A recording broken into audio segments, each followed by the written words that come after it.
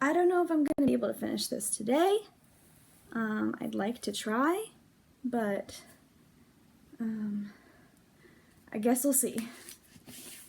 Oh god. I have 3 chapters left, I think.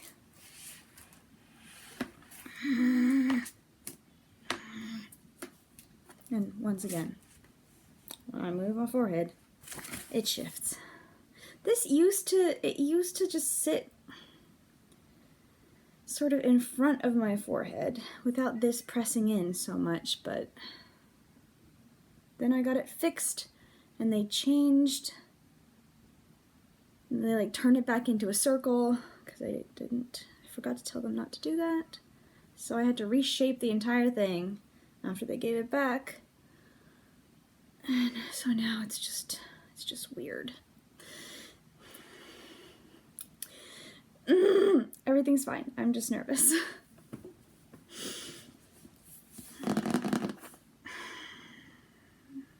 Oh, there's chocolate on the back of my book.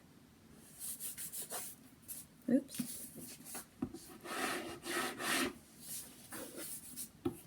Well, now I've got chocolate on Nona. I suppose I should just get started. The case for my iPad is sticking out, and it's gonna get caught on the page as I turn it. Oh well, we'll see. Wait, maybe I can fold it like this. There we go. I think that works. Sort of. Please work. Thank you. Goodbye.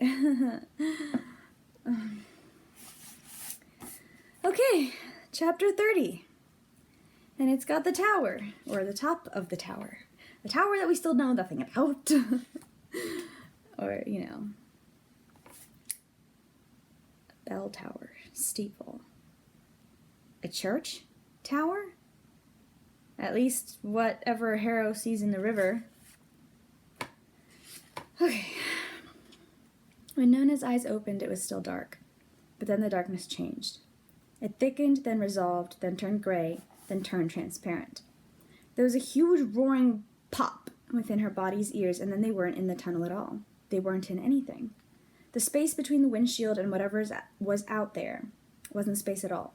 It was as though someone had thrown a bucket of gray paint over the windshield. She couldn't see out. Nona stood up, or at least her body stood up. She was nauseous and thought that if she stood, something would be left on the chair or stuck within Pyrrha's arms. What's happening? Harrow? Are you coming back? She thought that if she stood, something would be left on the chair or stuck within Pyrrha's arms. Guess they're putting a yellow there because it's not too mysterious, but, you know, it is a question mark. The belt of the chair broke as she stood. Pyrrha reached out for her. She brushed Pyrrha's arm away. Her legs still felt like distant nothing, as did her arms and her trunk and her neck. Trunk? Is she a tree? Or an elephant? No. Tree. I don't know. I feel like something...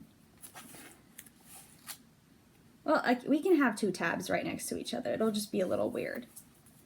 Guess we're putting purple for narratively important. Oh dear God. Oh dear God. And her trunk and her neck, but her eyes could still see and her ears could still hear and her tongue could still taste. When she opened her mouth so that her tongue could taste, it helped her to see a little better. What the fuck is happening? Everyone was talking. Pyrrha was saying something. Paul was saying in calm response, "No, I've bubbled us." And all Nona caught of Pyrrha's response was, "Not enough." Not enough. I don't know why I said that. Not enough. I'm not saying velocity exists here, but untethered. But if you want to get into the current, you'll... Crown was whispering in her softest and most coaxingest voice. I love that. That's a word. That's totally a word, and I love it. "Judith, won't you come back to me? Judith? Jody?"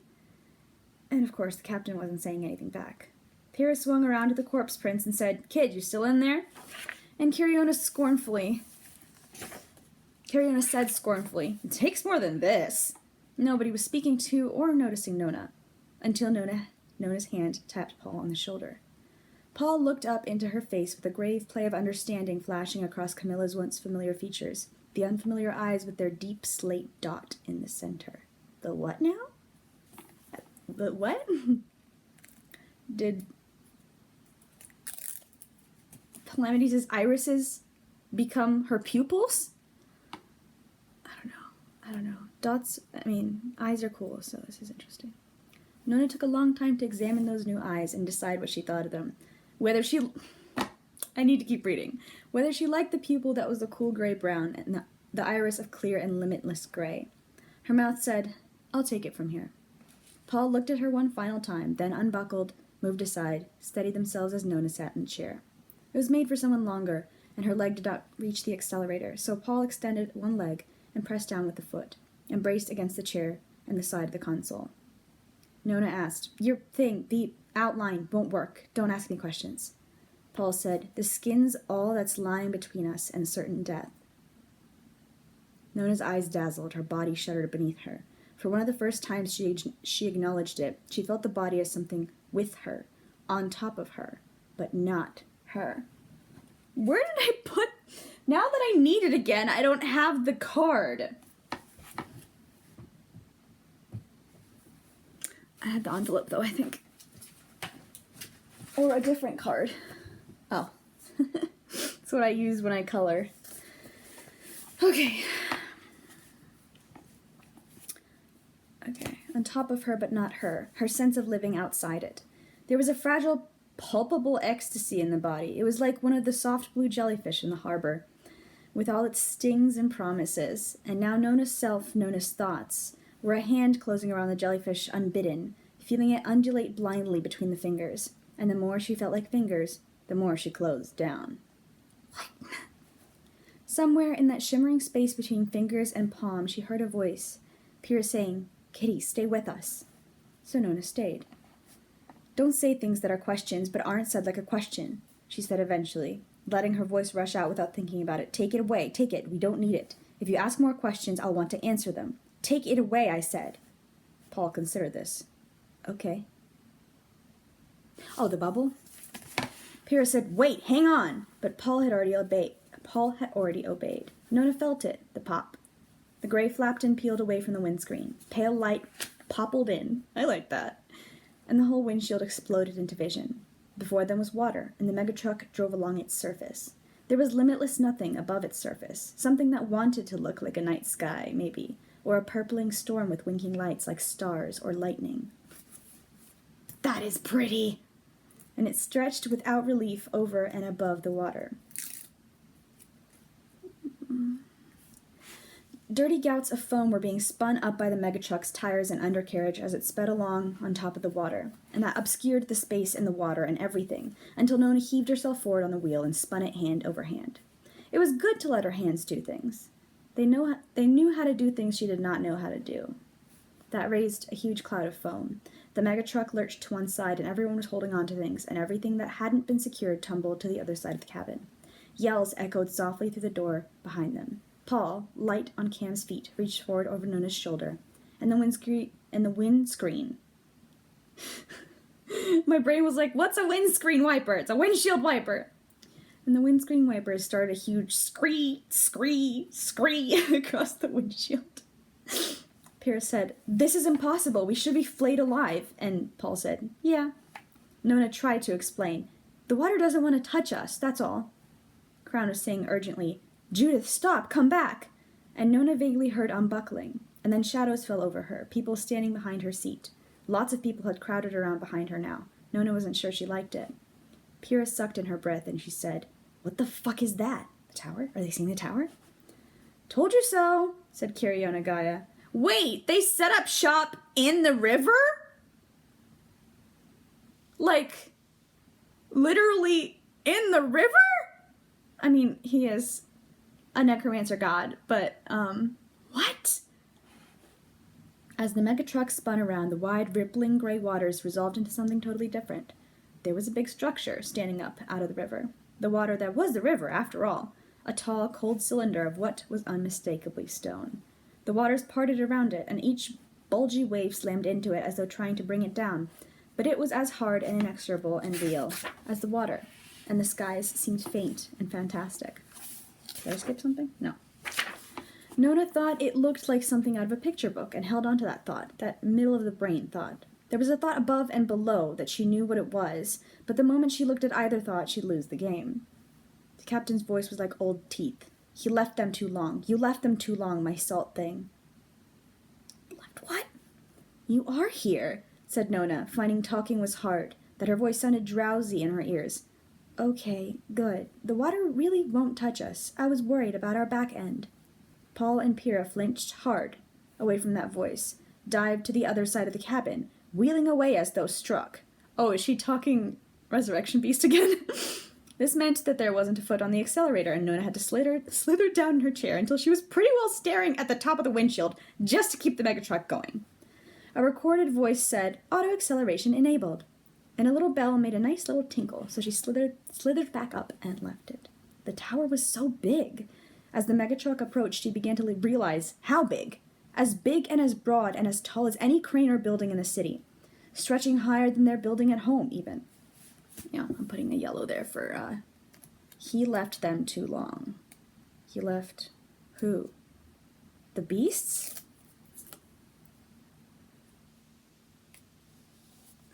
It's right across from my green tab. Okay. The building at home, even. There was a clear mark where the water reached up to it, where the stone was wet black rather than dry stone gray above. From inside the megatruck, she could not see how high up it went. For some reason, this tower scared Nona's top and bottom thoughts so terribly that her heart went clunk in her chest. There was a terrible pain in her side and all the way down her arm. The pain was good, because she couldn't think about anything but the pain. The more she thought, the more problems she had. Wow, same. That's going to be the caption for this one, I'm guessing.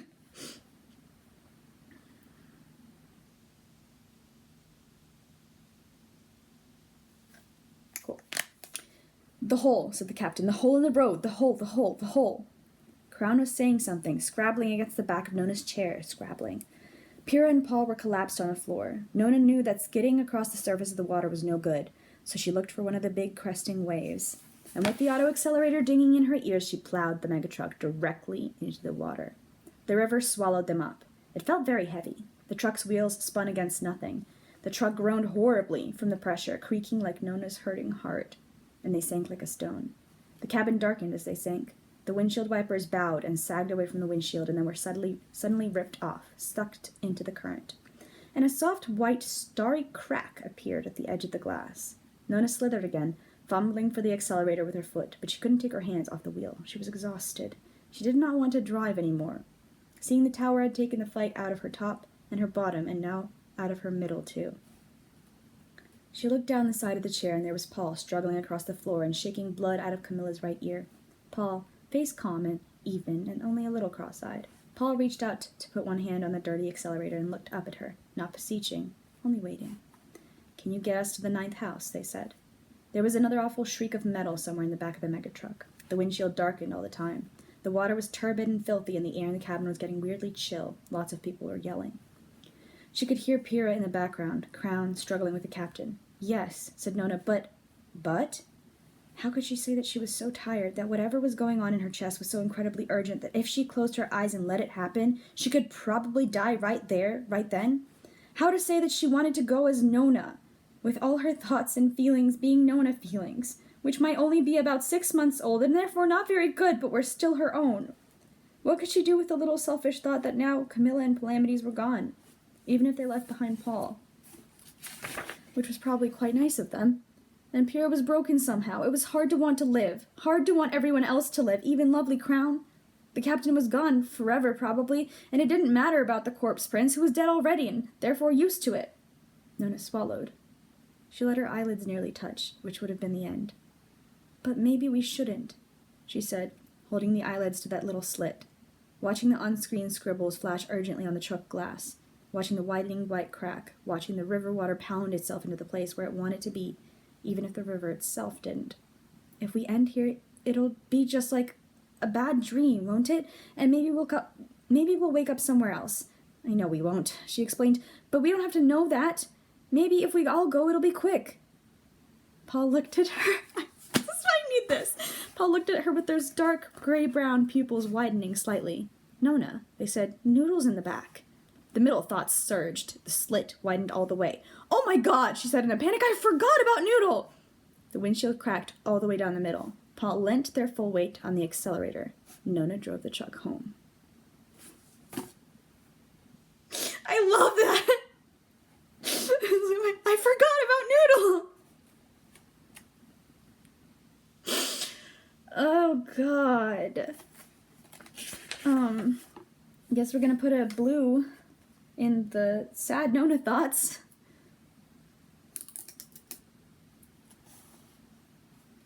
God. Poor Nona. Whoever she is. Chapter 31, which has the ninth house skull. The water disappeared. There was a huge squealing of tires. Paul eased off the accelerator just in time, and a big gravelly noise.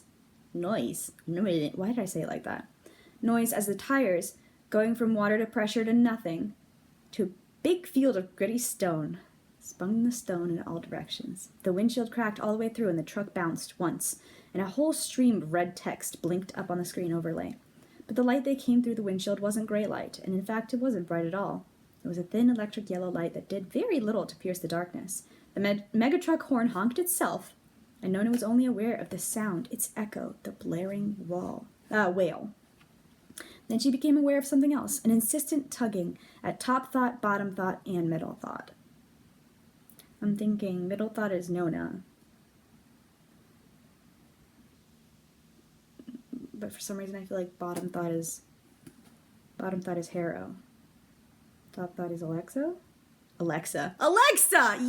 Yep, that's who it is. It doesn't matter. I mean, probably it does, but not right now because I gotta keep going. She wanted something. She didn't know quite what it was, only she wanted it. Quite like a bathroom thought in its insistency. Headlights, someone was saying. Get the headlights. Paul had staggered up from behind her and was moving to the back cabin, unlocking the door. Pyrrha said, We've equalized. We're on level ground. And then, in the corner of Nona's vision, the corpse prince rose. She leant over the driver's seat, through the electric light, peering out at whatever was there. Then she suddenly cut off a word in her mouth. She followed after Paul. Pyrrha was saying, Where are we? Back in the tunnel? And Nona felt Pyrrha's strong, ropey arms circle around, felt herself lifted up and out of the driver's seat, found she was mucky with sweat, which embarrassed her, and that the warmth of Pyrrha's arms was distant and far away. She could barely remember walking, moving her body in the chair, doing all that driving. She was grateful, now, for being carried. She felt lifted through the cabin, floating above a high chatter of voices in the megatruck behind. Forget to check on the engine. A big hit like that in the fuel cells. All right, sprained, not broken, surely. The energetic, someone else was saying, I felt it immediately, like a warm shower. Since when have you had warm... There was a shrill volley of barks. Noodle. Nona was weak and grateful to hear Noodle.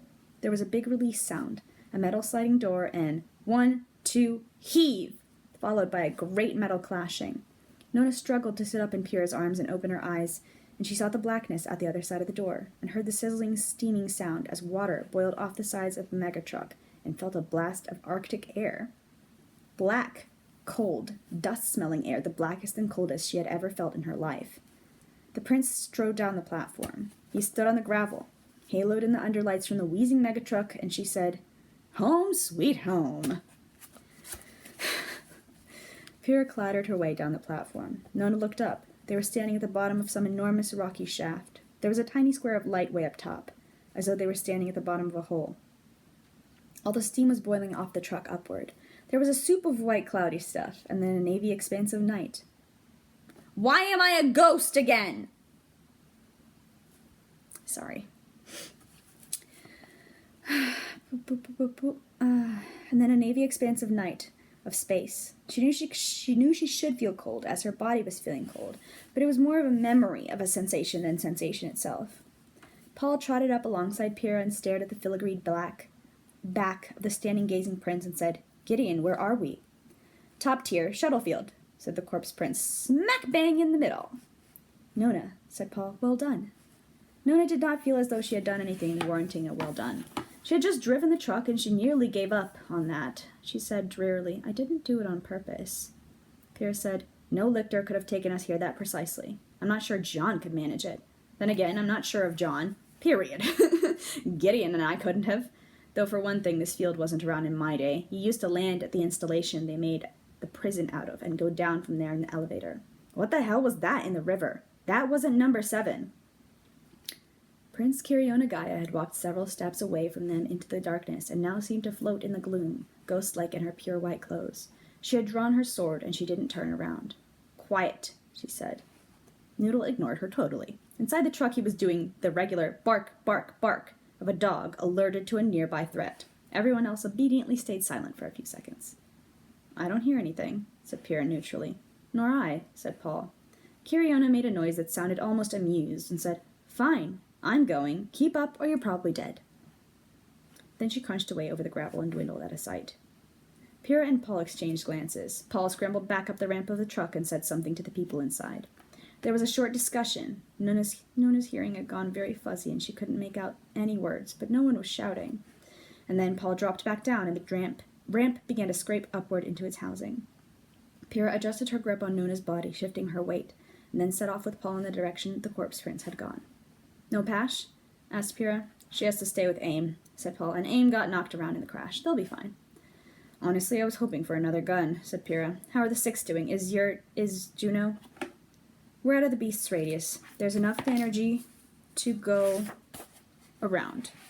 That truck has multiple highly capable necromancers and a dog. Worry about us instead." "I do," said Pierre.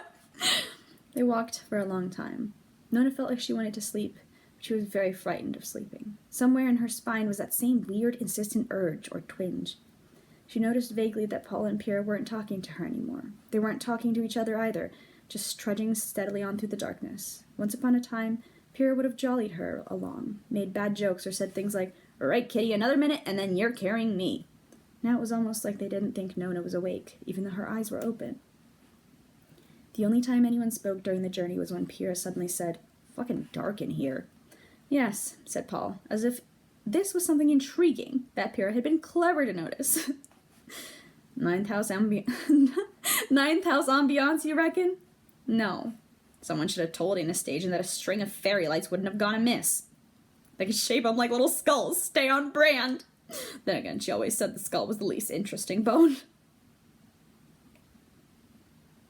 I've been lighting my room with fairy lights instead of top lights for years now, so I'm here for this. I am pro fairy light agenda, even if they are skull-shaped, especially if they are skull-shaped. Mine are just like regular LEDs. Might try to get some flower-shaped ones at some point. Spice it up. Right. As they walked farther, Nona felt the twinge getting stronger, and she felt something else. Something at once familiar and unpleasant, squirming far off in the darkness. She strained her thoughts toward it. Many things. Small things. Things she'd seen before once, but didn't feel up to seeing again. Gray shapes swam in front of her eyes in the darkness. She thought she saw the side of Pierre's face. She did see the side of Pierre's face because it was getting lighter. They were walking toward a light, a cold white glow somewhere ahead of them, down a tunnel, getting closer and closer. They arrived in a room. It was a big circular room with dark stone walls. There were arched niches in the walls, and each one held a seated skeleton in a dark, shapeless robe. Nona could see all of this because there was a powerful electric lantern, rather like one of the truck's headlights, placed on the floor, throwing long spiked shadows throwing long spiked shadows out in all directions. The corpse prince, Kirionagaya, was standing in the middle of the room with her drawn sword turned wet and red partway up the blade. There were crumpled dead bodies discarded around her, 6 or 7 that Nona could see, all bundled up in black fabric like the skeletons were wearing. At the back of the room was a rectangular cage, taller than a man and made of wrought iron like the park fences. Slumped against the outside of this cage was a large person in strange, battered metal armor, tangled in his own black robes. He was quite simply the oldest person Nona had Crocs. He was quite simply the oldest person Nona had ever seen, and Nona had always collected old people in much the same way as she collected dogs. The old people at the dairy, and the old men at the fishmongers, and the old women who worked at the car repair place. It's nice to collect old people. It's fun. Old people are very interesting. He was older than any of them. His whole face looked like it was trying to escape its skeleton. Dark red blood had spread around him in a pool. His antique head rolled sideways to look past Kiriona at Pyrrha, at Nona, and he said in a voice that creaked with agonized, reverential awe, my lady, you have come home to us at last." Paul dropped to the ancient man's side and started looking him over, pulling away the tangled black cloth from the body, revealing a series of livid gashes down the neck, a puncture mark through the chest. The old man raised a hoary-looking fist and, without saying a word, boxed Paul soundly around the ears. "Leave me," he wheezed sharply. "Interlopers, stranger, fool, do nothing for me, touch me not." "Leave him," said the corpse prince. Paul said, "No, I can save him easily. It's only shock and blood loss." Kiriona wiped her sword clean on one of the black-shrouded bodies. Then she kicked it over with her beautiful polished foot. "Look at that," she said, "and trust me on this one." Beneath the light of the powerful lamp, the dead person's face was startling. The eyelids hung slack, and there were rows of dark purple pinpricks above and below them, like something fine and sharp had come through. Hanging out of the eyelids, Nona at first did not know what she was looking at, was a shriveled object, wet and red, like a slug, like a mussel. The tongue hanging out of the mouth was a lot longer than normal tongue, and pointed, triangular, deep blue in death.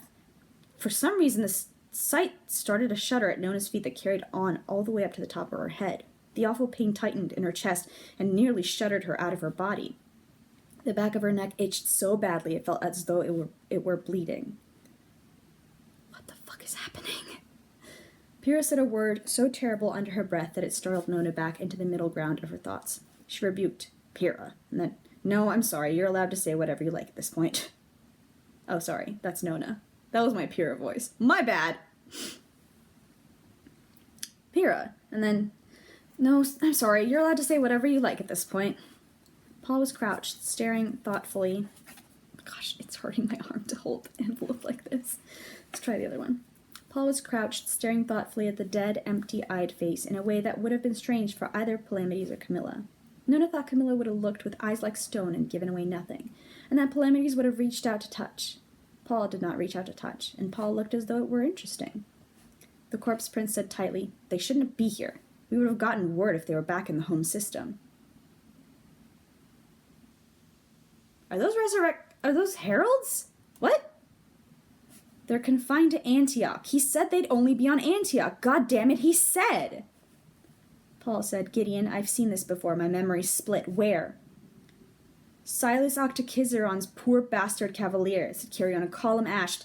I didn't understand then. We call them devils. I mean, Dad calls them devils. This is what we're facing on Antioch. Fuck me, I didn't think... This is mental. They can't be here. He said they couldn't travel. He said..." Paul said, "Gideon, cool it. Why can't I heal this man?"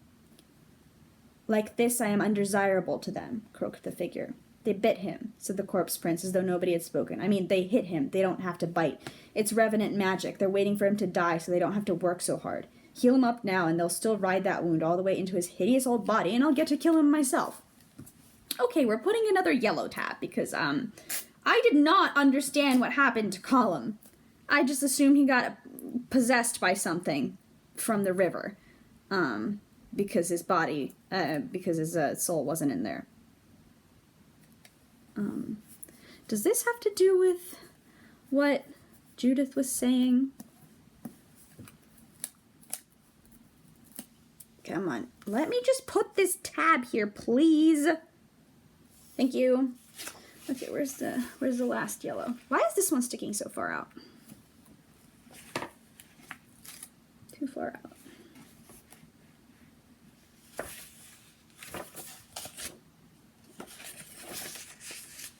Is that a green or a yellow? I get green and yellow confused.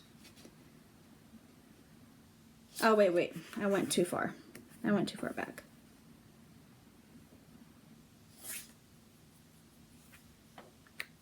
I didn't put a yellow? Oh, he left them too long. He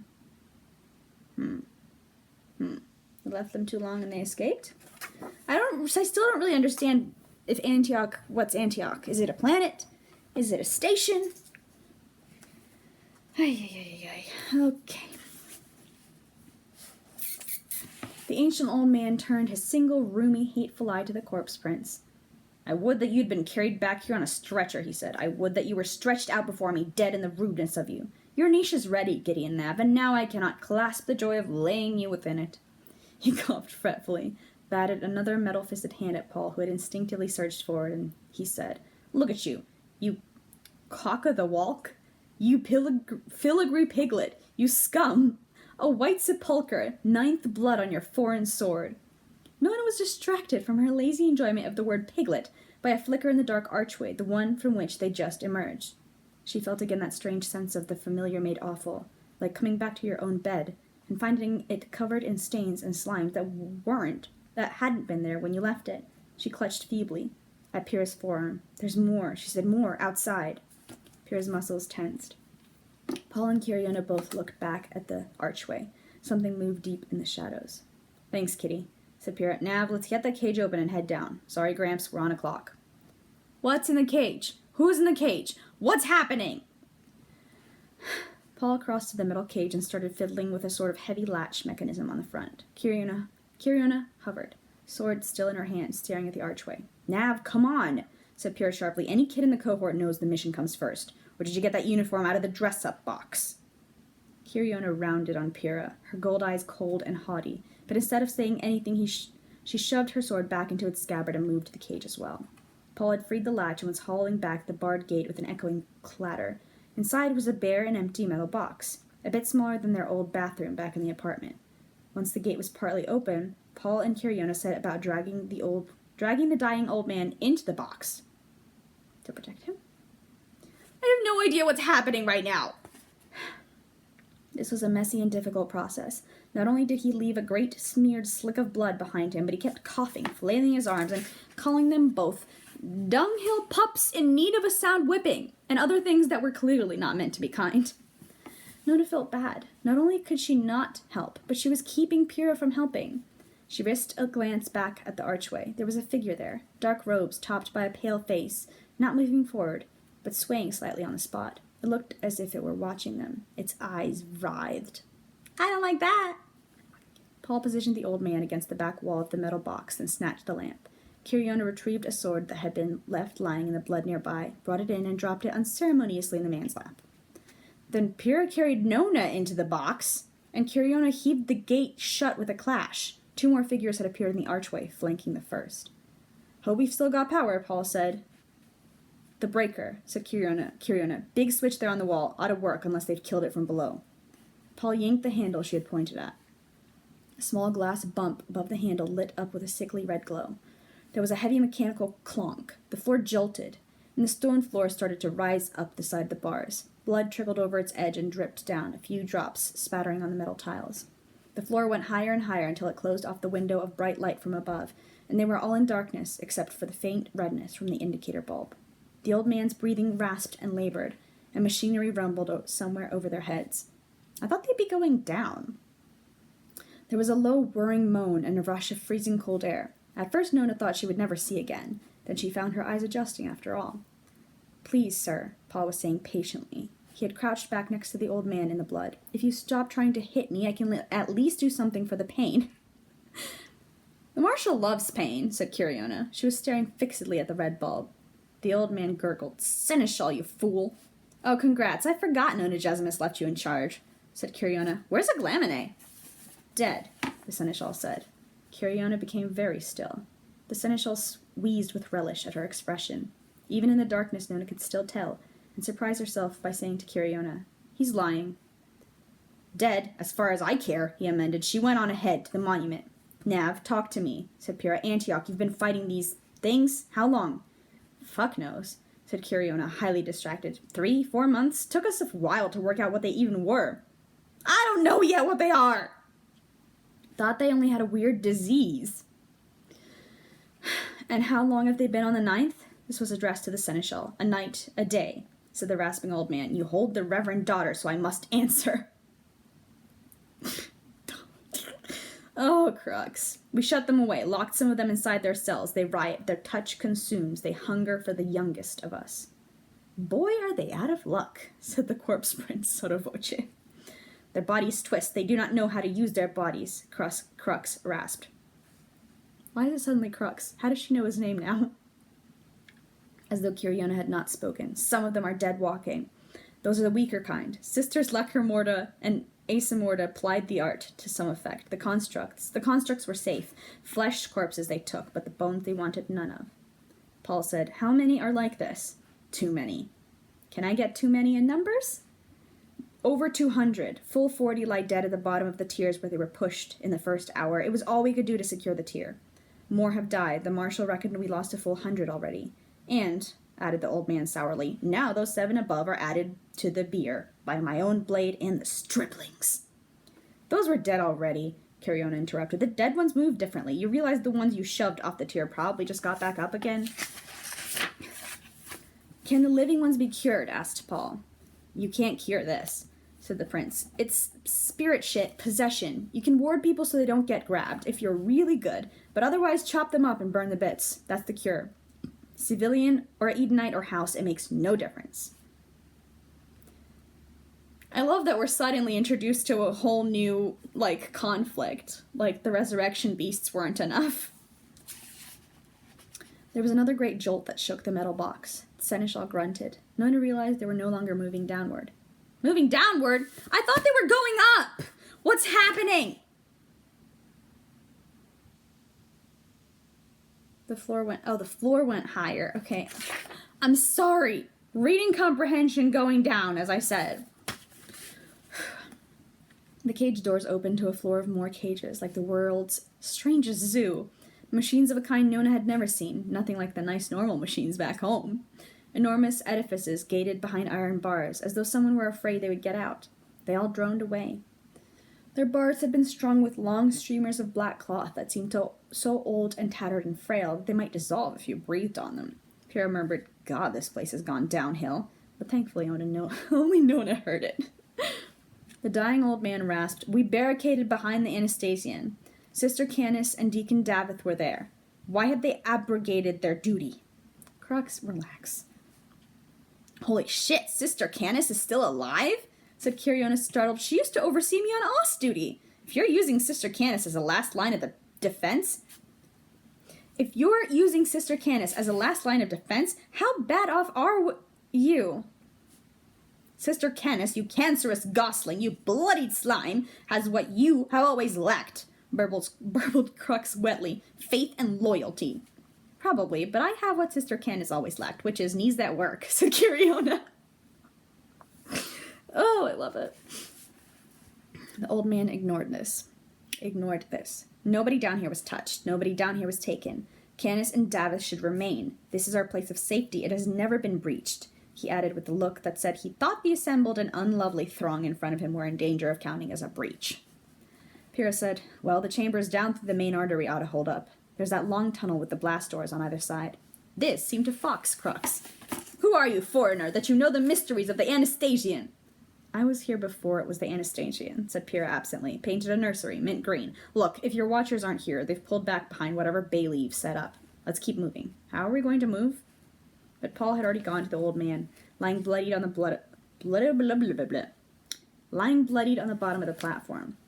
The huge, horrible, ancient, dwarfed Camilla Hecht's lithe, solid form easily, but much to Nona's surprise, Paul heaved him up standing as though he were Nona, or even smaller, like he was Kevin. Crux howled out, "This shames the ninth!" "Not possible," said the corpse prince. But Paul said, "We can move this way, but I can't fight at the same time." "Nav, take point. I'll take the rear," said Pyrrha, to which the corpse prince said, "Nice!" And Nona laughed out loud. She felt a little drunk and strange. At that laugh, the old man stared at her in frank dismay and reproof. Then his face closed up somehow, left off its look of horror and awe, and he looked at her with a totally different expression. He really did look like a skeleton mask, with his age-spotted pate and his deeply shadowed, bittered eye. Nona looked away, and found that the corpse prince had looked at her briefly, too, again with an expression even Nona couldn't translate. Pyrrha held her close and said, "Can't be doing that badly if you're going to laugh at an ass joke." Of course that's what it was. I didn't even get it. Oof. It's kind of sad that Pyrrha and Gideon haven't gotten to interact more because they really have the same sense of humor. Or similar. Nona did not want to tell her that something terrible was going on in her body, and had been ever since the period when her heart and her arm had hurt. She snuggled down into the halo of Pierre's arms for warmth. She was starting to feel blue all over, and the zip fastener of Pierre's jacket caught her arm and scratched her. She stared mildly at the rough red grays and little square flaps of skin that had risen off her arm. The corpse prince held the lantern before her as they moved down that long, toe-curlingly cold tunnel, and the strong white light glimmered off rough, unfinished stone and the softer gleam of very old metal and paint. And Nona got the fright of her life, seeing shapes on the walls, until she realized it was more bones that had been glued into the rock face. It was awful. A yell echoed down the tunnel, and they all startled, but they reached the end of the tunnel, where what seemed to be huge white bars had been pressed into service over the doorway. As the light from the end of the tunnel and their light dazzled each other, Nona realized that what she had taken for painted white metal was fresh, slightly pink bone, reddened at either end where it had planted itself into the door frame. There were more huddled, black-wrapped old people peering between the bones, their anxious faces blurred with painted masks, white bone, black background. "Halt!" quavered someone, but the corpse prince said, "It's me. Where's Aglamine?" The most asymmetrical person that Nona had ever seen in her short life stumped to life behind the bars. I'm gonna cry! I just read them saying goodbye, like a few chapters ago with my friend, so a few weeks ago. Or maybe last week. At her barked command, the bars parted, sort of twanged away and opened in the exact way that bars shouldn't, exposing the cortex of the bone. Now Nona could see her clearly. Most of her face had rippled in the way that hot sauces would someday ripple when she was 80 to 200 years older, like a candle that had burned for hours before someone blew it out. A proud, keen-eyed face peered out behind the melt. One of her legs wasn't her own. It went on funny at the hip, Nona noticed, but she held herself as tall and as proud as Crown. In her hands was a huge black metal pike, about the same height as her, which with an edge that gleamed in the light. Nona couldn't stop herself looking at that I need to slow down. Nona couldn't stop herself looking at that edge. For some reason, it made her palms sweat, and the back of her neck itch again. The woman barked, "The seneschal needs help. Get Asya and Brother Clement now." "You're a fool and a twit, and your brains have turned, Aglamine," rasped the old man. "I would have kept the doors barred against me in case I'd been compromised." "Good point. Get someone with a spear. Treat him at arm's length. Spear him through if anything happens. Spear him through if anything doesn't," the woman added beneath her breath. "Yes, Marshal," said one of the robed onlookers. "Yes, Captain Aglamine," said another, robed over rusting armor. Crux lashed out at them as he had lashed out at Paul, though at least he had left off lashing out at Paul. He snarled, "Canis, Davith, they have abandoned their post. They have been taken or fled. They have gone back up another route, perhaps the blocked-up ways or the peeper." "Cease worrying. Sister Canis and Deacon Davith are not the types to abandon their post," said the old soldier. "I'll send people to check. We're safe down here, so leave your maunderings, or the youth will start to think your dotage is on you already." The youth. "You see secrets and conspiracies in every corner now." "Brat, toy soldier, harridan," ground out Crux, and then he was hustled through the arch, with Paul supporting.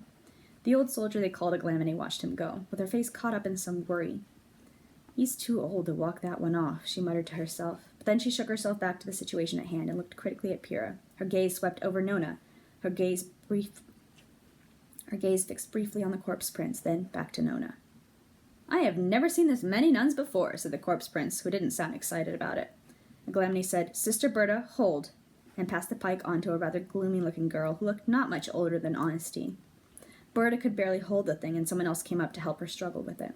Then the old woman said, The ninth house welcomes back its sainted, reverend daughter." To Nona's horror, whole and entire, Aglamine dropped to her one native knee. Behind her, in ones, then twos, then threes, every robed old person, or medium person, or even quite young person, glancing sidelong at their fellows, dropped to the floor. Only hapless Sister Berta remained upright, and her fellow, helping her with the pike. The call moved back through the broad, dark room behind them. Reverend daughter, the sainted daughter. Nona's horror only grew when she realized that it was not Kyriona Gaia they were referring to, but her. Aglamine rose from one knee. Okay. It took a long time, but she quelled with a look anyone who offered to help, and then stumped forward into the ring of light flung by the corpse prince's lantern. She reached out. She touched the side of the prince's face. They both recoiled. Kiryu Guy recovered first. You always said I'd come back in a box, Aglamine, she said lightly. They killed you, said Aglamine. Crime of opportunity, said the corpse prince. And don't tell Crux, I absolutely positively cannot give him the fucking satisfaction. Aglamine shoved her square in the chest with the palm of one gloved hand. Kiryu tottered a little and wheezed. Don't! That's where my heart used to be! But the old soldier's gaze had already fallen upon Nona. Nona cringed back in Pyrrha's arms because the expression was as bad as every single time Camilla had caught her putting a mouthful of chewed food in a potted plant or elsewhere. Oh, honey. It's getting a funny tap. She could read this very old, very furious soldier like a book. The woman was angry and blamed her. Kiryu Nagaya could read her too because she insinuated herself between them and said coolly, It's not her, Captain, it's only her body. Over the prince's shoulder, Aglamine looked at Nona, long and suspiciously. Then she sighed and wheeled around and said, Get inside, now, complete the gate. She told a few of the other robed people. With her back still to the group, she said, Nav, rest assured I would give you the beating of your life and death if we were not under terrible siege. I don't know why you're here. I don't know why you came back. But if we have the time later, and the ninth house survives, I will ask pertinent questions. For now, only give me the information if I need it. We need to get through to the rock, said Pyrrha. Aglamine turned to look at Pyrrha, but Pyrrha, as per usual, was completely unmoved by any hostile, gimlet-eyed expression. Aglamine said slowly, You ask me, in the middle of the worst emergency my house has ever faced, to let strangers through to our holiest of holies? Yes, we have a lictor's rights, said Pyrrha.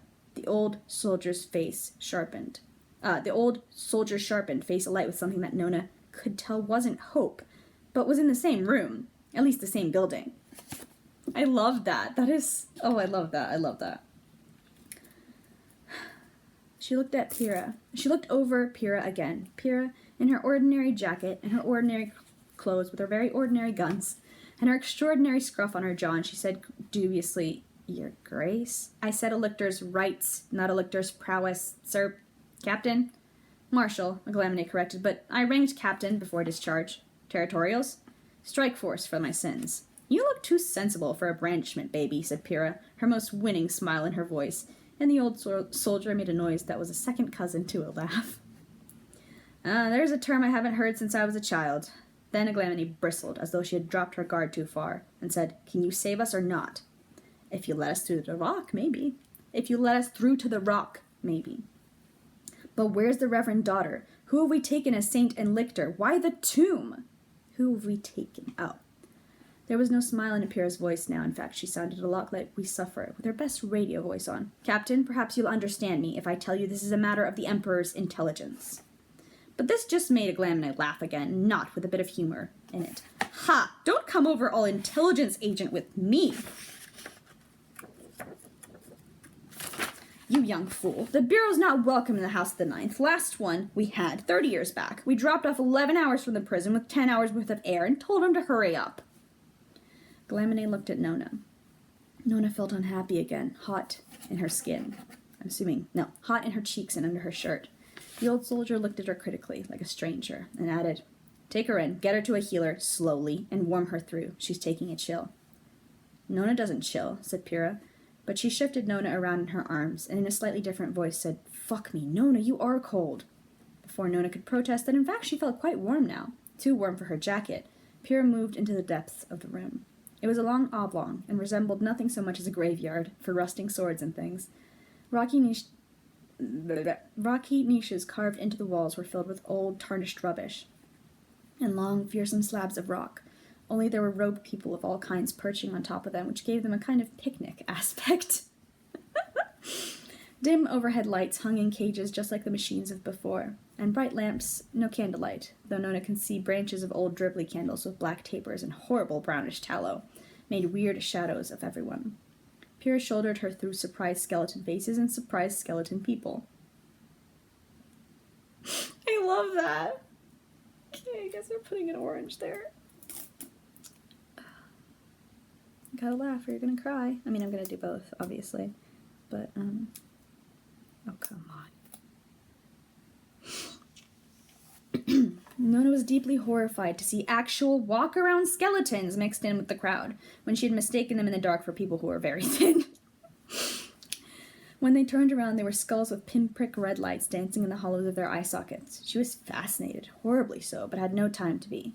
Pyrrha broke the soft, worried hush by saying, Paul, and then Nona was laid down next to a glowing red bar heater that smelled like oil and burning hair, displacing a couple of creaking old people who couldn't get out of the way fast enough because they kept bowing to her. One kissed her shoe. Even Kevin knew better than that. She said reproachfully, "That's unhygienic. There's germs." But they were gone already. "Nona, I love you so much." A terrible old man was there too. He was being tended to by Paul and continuing to heap great curses upon their head, which Paul was taking with calm imperturbability. Another shorter person stood alongside, holding a knife as though they wished very much that they weren't. Nona was laid down on a hard, cold rock. Pyrrha had taken her hands and was warming them between her own. Nona's were a strange, livid color. Nona could see confusion in the shape of Pyrrha's eyebrows and mouth, and when she ran her hands up Nona's forearms, confusion changed. "When did you get this?" she demanded. She was pointing at the very slight mark on Nona's forearm, still a little pink from when the skin had lifted. "I got it off your zip," she said, and then she realized, "My first wound." "Paul?" said Pyrrha desperately, but Paul had already transferred his attention from the old man to Nona. Paul was touching the back of her neck, checking her eyes, behind her ears, sticking a finger briefly in her mouth, moving down to slide a hand underneath her armpits. Nona looked away and found the hideous old man looking directly at her, with that same expression in his bleary, pain-trammeled eyes of recognition. He wanted something from her specifically. "Lady," he said in a much softer creak, "you've gone away again, my lady. Where have you run? Remember your catechism and your lesson, and remember them well now. This is where you come back to. You have your little escape. You'll feel better for coming back. You remember that, Harrowhark." Nona whispered, "I'm sorry. I'm not Harrowhark." "Aye, and you've said that before," said the old man. "Who are you this time, if not my lady Harrowhark?" Nona shut her eyes. The darkness closed in around her, unrelieved by the bar heater and the lamps set all around, and the caged lights swinging overhead and the press of people crammed into that long, dusty, abandoned room. She was outside the room. She was outside the great tunnel. She was looking down at the terrible, dead, gray and white surface, the great hollow pores set in the rock. Then she went back down, pulled down into each cavern, the long central shaft deeper and deeper. Her middle thoughts crawled into her top and bottom thoughts. For a moment she thought she'd die of it. "There's a box," she said, "and there's someone in the box who isn't me. I'm me. I don't know who's in that box, not really. Only when you open it, I'll be gone, because I can't survive knowing." What? And I think inside that box, I'll let you just go back into her original body. There's something that looks like a girl. The face of the old man blurred. Paul was saying, "Her healing mechanism stopped. The body doesn't have enough of anything to keep it going. Her brain's seizing. A couple of organs have collapsed. Massive trauma. Interesting." "Paul," said Pyrrha, "your bedside manner is bullshit." "It's interesting. It's not great. Nona, how do you feel?" "Good," said Nona. "Fine." Honesty compelled her to say, "Worried and a little sad, but good. I'm fine. The body's not." "Okay, ecstatic seizure. Anyway, she's static, not regressing. She's not healing, but she's not going downhill. We have to get her soul back in. Now," finished Pyrrha. 5 minutes ago, for preference," said Paul. Nona reached out. She found Camilla's wrist, a wrist she had loved so keenly, attached to hands that had bathed her, and flipped her the pages of magazines to read to her, and spooned out food she didn't want to eat. She looked up into the face of the woman who was gone, which had been shared by a man who was also gone. A face taken by someone new. She said, "The more I go back, the more I'm made to go back, it'll hurt her. She wasn't made for this. She's not the right shape." "Don't talk, don't stress yourself," said Paul, but Nona didn't want to be interrupted. "I might not help you when I'm back," she said, not quite understanding. I'll be different. I'll remember everything. I'll remember the thing I'm trying to forget. In Palamides, I won't love him." "Who? God?" "I won't love Camilla or Pyrrha or Hot Sauce or even Noodle. I won't love anything. I don't know how. I won't be me at all, or I'll be the me who knows the thing, and knowing the thing means I'm not Nona, I'm someone else.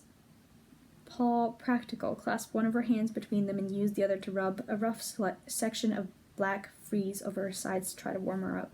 Okay, don't worry, they said. Nona felt hot and cross. I've just told you why I'm worried in detail, and I think that matters quite a lot. Camilla and Calamities were loved by Nona, said Paul. Pyrrha was loved by Nona. It's finished. It's done. You can't take loved away. We loved you too. Calamities and Camilla loved you. Oh, God. Ugh. The sunset's pretty, though.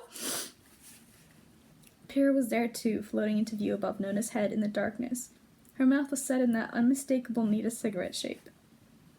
Don't worry, Kitty, she said tiredly. I'll keep loving you. My problem is I don't know how to stop. And you know who you were. You're capable of more than you think right now. I liked you. He liked you. Gideon liked you. Assuming he means God. I keep thinking about the dreams where she keeps saying that she loves him, and my necromancer and I always liked you. And hey, what's to like except a love that hasn't been invited indoors? What's like except a love that hasn't been invited indoors? God! Oh my gosh, this is not gonna be sticky, is it? It's a little sticky. For some reason, the last tab in the thing is not as sticky as the others because some of the elastic adhesive is in there. She reached down and ruffled Nona's short hair. Nona felt her borrowed heart go thump-a-thump-a-thump. But you didn't get me a 6-month birthday present, she whispered pathetically. I didn't get the beach party or a cake or any dogs. Honey, of course I got you a birthday present, said Pyrrha instantly. I bought one the morning of the broadcast. I went and got you a new t-shirt. I went and got you a new t-shirt. The expensive kind, not the ones that dissolve when you wash them. I hid it in the sink cabinet. Nona sucked in a breath. Tell me about it, she whispered. Describe it exactly. Said Pyrrha and flicked her eyes up at Paul. Okay, so I hadn't cleared this with the powers that be, but it was a picture of a mustache, like the facial hair, but a cartoon. And then there were words below. Look, you had to see it. I'm not sure I can describe it in a way that... Pyrrha, I want to know what it said. Now Pyrrha avoided Paul's gaze. It advertised cheap mustache rides, said Pyrrha. We're talking low prices. Nona started to cry softly, overwhelmed. Paul said, Calamities wouldn't have let her wear that outside the house. Then Camilla wouldn't have let her wear it inside either. Yeah, but what about you? Said Pyrrha. Her choice, said Paul. I think mustache rides should be free. It would have been my favorite present, except for the handkerchief, said Nona breathlessly. I'm going to go back and fetch it. I'll remember. I'll make myself remember, and I'll wear it all the time, inside the house and outside the house, and then you'll know it's really me. I'm not going to be gone forever. I'm ready. I'm ready. Let's go. Okay. I'm not. Oof. What time is it? Okay. 468 to 480. I think I'm gonna be able to finish before dinner. I have a bit of a late dinner. Oh God, this chapter's fucking rough. The sun is setting, so that doesn't helping with my mood either, so it's just gonna make me more emotional. I mean, obviously I'm gonna be emotional. I don't need to be making excuses for why I'm emotional. Okay.